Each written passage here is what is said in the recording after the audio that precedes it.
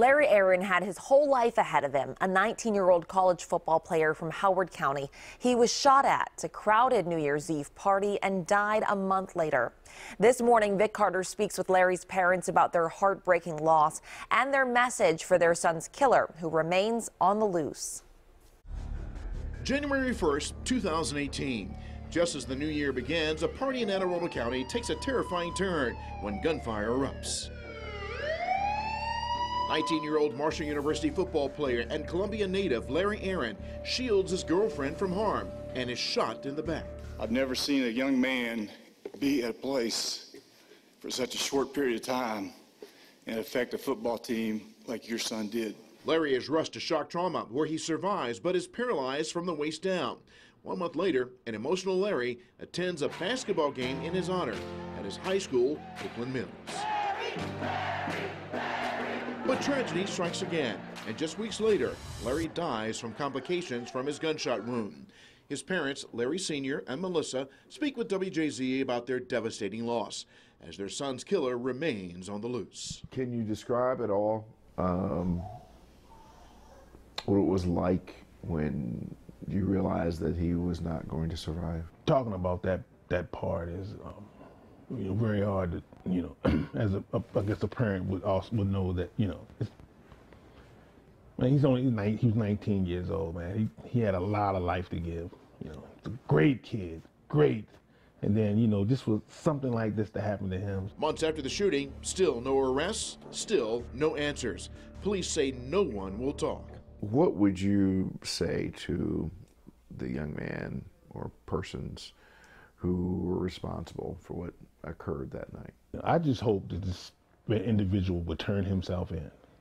I mean, how could you live out there and go on with life knowing that you took a life? How? All I know is I'm angry right now that all this is going on, and my son didn't deserve this. And you want this person caught? Yes, I do. Yes, I do. You want justice to be done? Justice to be done. No other way. No other way. The fullest the law will allow. He needs to be punished for what he did. What do you think, you call him L, right? That's what I call him, yeah, we call him L, yeah. What would you think L would want people to know now? I'm good. That's what he would say. Everyone who called him and talked to him, the first thing he would say, I'm good. Don't worry about me. What's going to get you through this? God is going to get us through. Family and love is going to get us through this.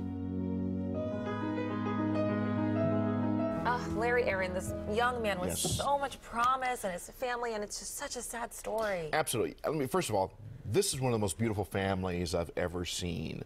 The way they are all together, very much interested in trying to do whatever they needed to do to take care of their son. And of course, dealing with the devastation and the uncertainty of exactly why this happened. Right. That's got to be so frustrating for them. We don't know who did it, but somebody at that party knew something. Yes, I'm the firm belief somebody knows something. And police have been hampered, and they've been trying to use social media to get some attention from people. Maybe some anonymous tips will come in, will lead them to the shooter. But as you said, somebody had to have seen some of this. The other frustrating part about this is what we all, I think as a community, thought Larry Aaron was going to get better. Right. We saw him at the fundraiser. He was doing well. Yes, very much so. Even the family believed that. The interview we did was actually in the home of his sister. And they were in the process of converting the basement of their home, his sister was, to be accessible for him, to give him a place to stay. So, and then they were faced with this devastating loss. It was just unbelievable. They have been so open about their grief and talking about it. They are very realistic. This is very much as a community thing. You get the community of Columbia, where he played football. You get the community of Marshall University, where he played football.